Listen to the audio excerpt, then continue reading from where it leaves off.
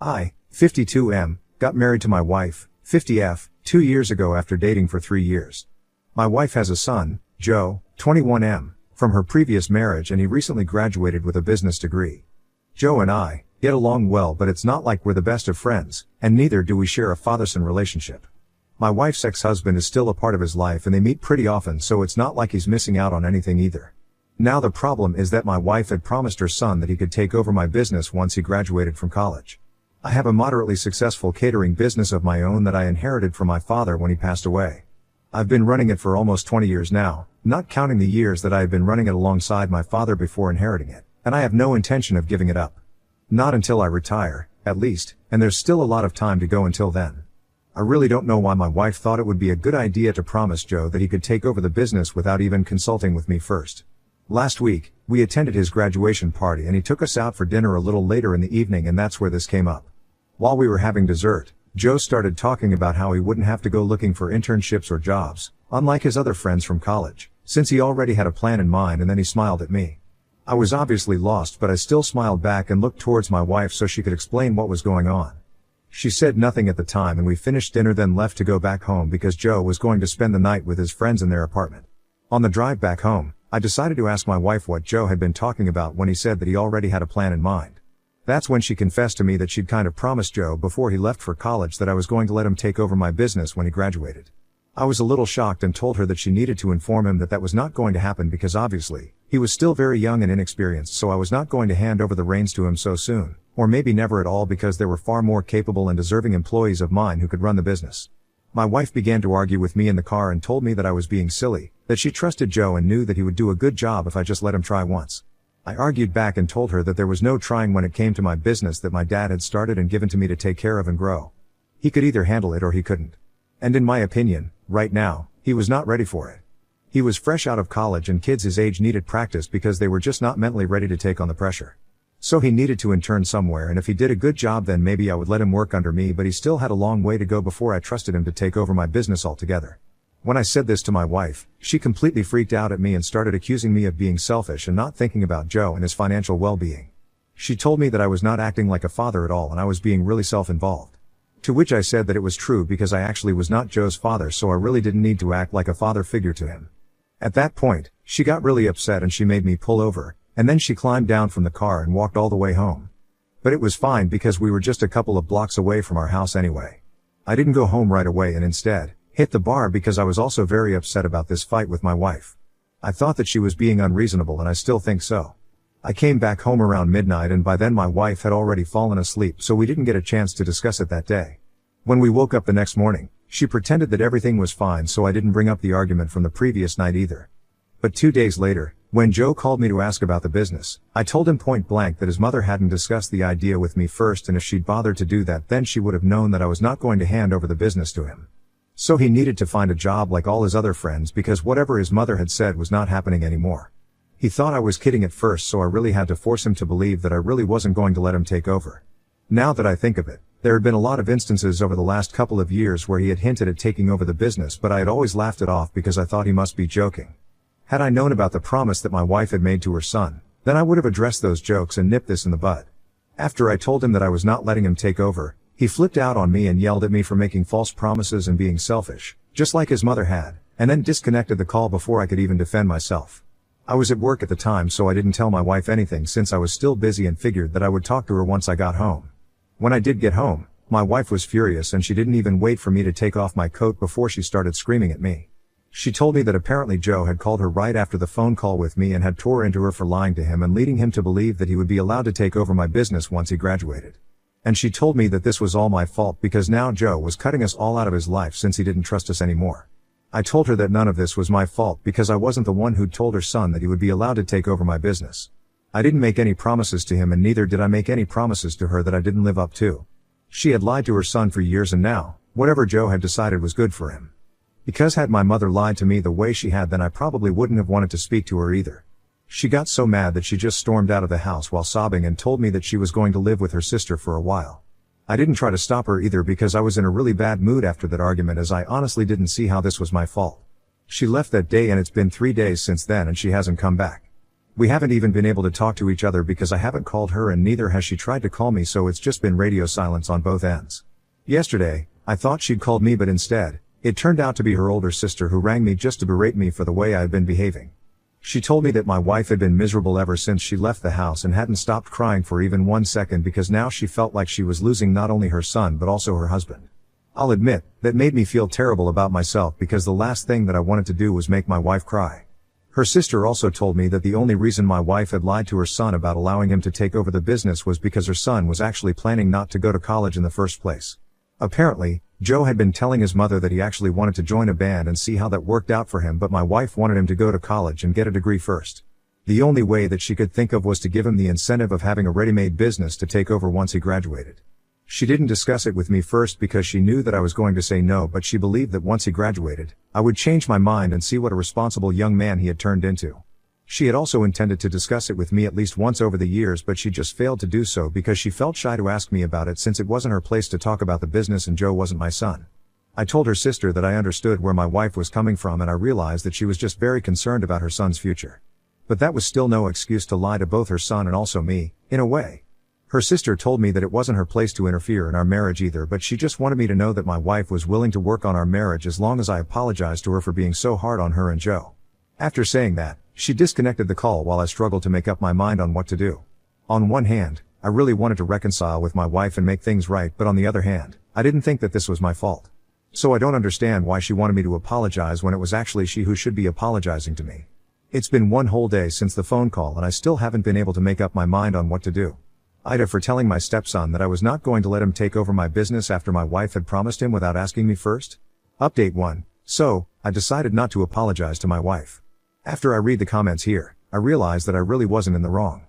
If my wife wanted to convince her son to attend college, then there were several more clever and effective ways than just straight up lying to him about something that even she knew was not going to be possible.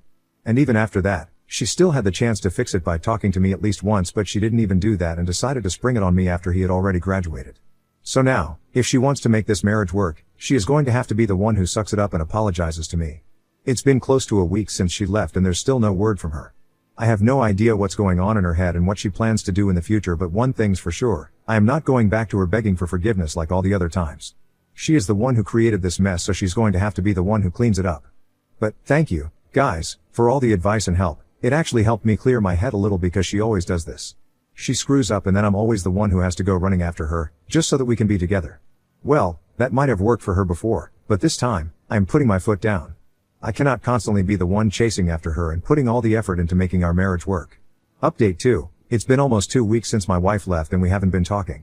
I almost contacted a lawyer today because I didn't think she would come back anytime soon. But, thankfully, she came back today at noon. She hasn't said much to me yet, but she has said that she's sorry for the way she behaved. That's good enough for me for now. I don't know what's going to happen with her and her son, though. If we are to go by her how sad she seems, I don't think that she's fixed her fight with her son yet. To be honest, I don't even think I can call it a fight per se because what really happened was that she lied to her son and now that the truth has come out, he's refusing to speak to her. I hate to be the one to say it, but I really don't think that he did anything wrong here. She has apologized to me, but like I said, she's still very upset and isn't talking to me like she used to before. It's been very quiet around the house even though she is back. Joe has blocked me. I don't know if he has blocked his mother as well, but if he has, then that would explain why she is acting this way. Since she can't even reach out to him right now, even to apologize to him. If she talks to me or asks me for advice, then I'll probably tell her to try and contact some of his friends to pass a message on to him. It'll be kind of embarrassing for him, but at least she'll have a way to speak to him. I don't even know what his father has to say about any of this because my wife hasn't talked to me about any of this yet. I am kind of curious to know what everybody else thinks of her plan to get Joe to attend college. I mean, it succeeded. Joe did complete college and graduated, but now he's not even talking to her, so I would say it kind of backfired. It's really saddening because I know how much she loves her son and how it was so important for her that her son goes to college. But now it's just all a total mess and she has nobody but herself to blame. Update 3. It's been 2 days since my wife came back to me and she'd been really weird and quiet the past 2 days, but today, we finally had a talk about everything that had happened since the graduation. Once again, she told me that she was sorry for talking to Joe without even asking me first if I was okay with that promise. I said that it was okay and thought that would be it, but instead, she just started crying and had a total breakdown while we were talking and I was quite taken aback. As soon as she started crying, I hugged her and tried to comfort her, but there was just no consoling her. She went on crying and serving for almost an hour, and she kept mumbling about how she was so sorry for disappointing everybody in her family and that she wished she was a better wife or a better mother, but unfortunately, she'd failed at both. It was concerning how badly she had broken down, and I felt awful for not checking up on her when she was at her sister's house because clearly, she had been going through a lot. I know it was her own fault, but she still is my wife and I should have tried to at least make things better. After almost an hour, when she finally stopped crying, I asked her if there was anything that I could do to make her feel better. She told me that she really just only wanted to talk to Joe right now to make things okay with him, but just as I had suspected, he had blocked her from everywhere. And she didn't have any phone numbers of his friends to get to him. She tried to contact him through his father, her ex-husband, but even he had said that Joe did not want to speak to her and had told her that he was not going to help her out here because she was the one at fault, so she had to figure out her own way to make amends with him. So I told her that I would find a way for her to contact Joe and get to work almost immediately. I did some stalking on social media and found out who were close friends of Joe's. I remembered this one kid who seemed to be really close with him, and I found his account somehow. Once I found him, I sent out a message to him and hoped that he would see it and put us in touch with Joe. We explained everything that had happened, and I just pleaded with the guy to make a phone call and put us in touch with Joe. 1 hour later, my wife received a call from a number that she didn't recognize, and we were positive that it was Joe's friend calling. We answered the call and thankfully, it was Joe on the other line. I didn't hear the entire conversation, but I could hear my wife's end. She was apologizing profusely and I almost felt bad for her because I knew how much she loved Joe. They went on arguing for a while and my wife explained why she had done what she had done and told him that he would really appreciate that he had a college degree later on in life. And then she went on to say that if it was the only way to make him go to college, then she would do it again, and she started getting aggravated after a while. I could tell that the conversation was not going the way that my wife had planned because she was getting all red in the face again and her neck was getting blotchy, so I tried to tell her to hang up and that she could have this discussion later. But they continued talking, and soon enough, it turned into a full-blown shouting match where I could also hear Joe yelling at his mother and my wife dishing it out just as rudely. I'd never heard my wife speaking to another person this way, so this was a surprise, especially because the person she was speaking to was her own son. She called him a lot of horrible things, and then she ended the call by saying that he was exactly like his father. After she ended the call, she was pretty hysterical and just ranted about how disgusted she was by her son for the next 15 minutes, and I let her, because she needed it to get all that negativity out. After she calmed down, I asked her what exactly had happened, and she told me that on the call, Joe had accused her of lying, which she said was true, and apologized to him for that. But then he told her that she was a terrible mother and that she had apparently ruined his life by forcing him to waste his years at college when he could have just as well joined the band and made a future for himself as a musician. He told her that she had ruined his dream and that he never wanted to speak to her again because she was one of the most selfish and heartless people he knew. That is really when my wife snapped, because everything she had done up until this point was for the betterment of her son's life. She knew that he would never be able to make it big as a musician because, as harsh as it sounds, he was just never very good at it and he was always kind of tone deaf. And even most of the people that he had been in the band with in high school were now pursuing other things in life, but he was the only fool still chasing after that dream. This is the exact same thing that happened with her ex-husband, where she had told him that she didn't want him to start a new business, especially when the one he'd started before was still failing, and he'd accused her of being unsupportive, which had eventually led to a lot of fights and problems in their marriage, which ended in divorce. That's what she meant when she told Joe that he was exactly like his father. She told me that she had always tried to look out for her son's best interests and tried to stop him from making bad decisions that would affect his future, but now, she knew there was just no point in trying anymore. Because he clearly was so oblivious that he didn't even know what was good for him and what wasn't. She told me that if her son now wanted to make her the villain in his life, she was cool with it and she wasn't going to try making things better anymore. She was sick of being blamed for every single thing that went wrong in his life or her ex-husband's life. So it was an emotionally heavy day for my wife, but I'm glad that she at least tried to sort things out, even if it went south eventually. She made a mistake and then she tried to correct it, but if they can't see that, then well, that's on them. She's calmed down considerably since then and we had a peaceful dinner. She didn't bring up anything about Joe or her ex-husband after she had her meltdown. She's asleep right now and I'm really hopeful that by tomorrow, she'll be feeling better about all of this. Update 4. Hi, everybody. So it's been almost a week since my wife stopped talking to her son, and today she received a call from her ex-husband, saying that Joe wanted to talk to her and she needed to visit them at his house. She needed to come by herself because this was a family thing and I wasn't part of the family, so they wanted me to stay out of it. But my wife was very firm and she told them that she could either go to his house with me or she wouldn't be coming at all because she didn't want to deal with their nonsense on her own. So eventually, they agreed to let me come, but they told me that I had to stay out of whatever discussion that they were going to have. Which wasn't going to be a problem for me because I wasn't really interested in talking to either her ex-husband or Joe. When we got there, it looked like all of them were ready to drag her to court or something because they had these serious looks on their faces, and I think they were probably trying to intimidate my wife, but lucky for her that doesn't work on her.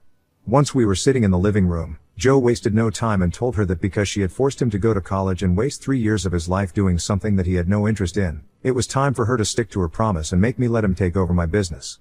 Now I know that I'd said I wasn't going to interfere, but as soon as he said that, I interjected and asked him if he was crazy because that was obviously never going to happen. Not now, not ever. Not even if he was ready because, at this point, I just didn't like the guy. He wasn't my son and I owed him nothing, so I told him so right to his face. And his father then told me that I wasn't part of this discussion, so I need to just shut the hell up. That really rubbed me the wrong way because this was my catering business that they were talking about, so of course I had to be part of the discussion. I argued with my wife's ex-husband for a little bit, but my wife made me stop because it wasn't worth it and I knew that, so I just fixed him with a dirty look and then kept quiet. Joe continued to insist that my wife talk to me and let him take over the business soon or else he really would cut her off.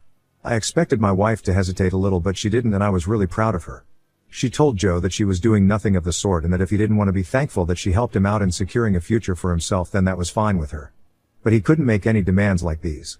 She apologized for lying to him, but that was it, and she told him that she didn't owe him any more apologies for anything else because, at the end of the day, she was just trying to look out for him, and if he couldn't appreciate that, then she really would prefer for him to cut her off. Her ex-husband told her that he was going to take her to court if she didn't live up to the promise that she'd made, and she laughed right in his face and asked him if he even knew any attorney who would fight his case for him, knowing that they didn't even have a contract or any agreement to show for the promise that she had made. He got really flustered and told her that he wanted her out of his house right now, and we obliged. Even as we were about to get into our car and drive back home, Joe made sure that he screamed at his mother and told her how awful she was. But we chose to ignore it and just got back home as fast as we could because we didn't want to waste any more time on them. We're home now and we hope that this situation with her son has blown over. So we won't have to meet them again because today was a huge waste of our time and energy.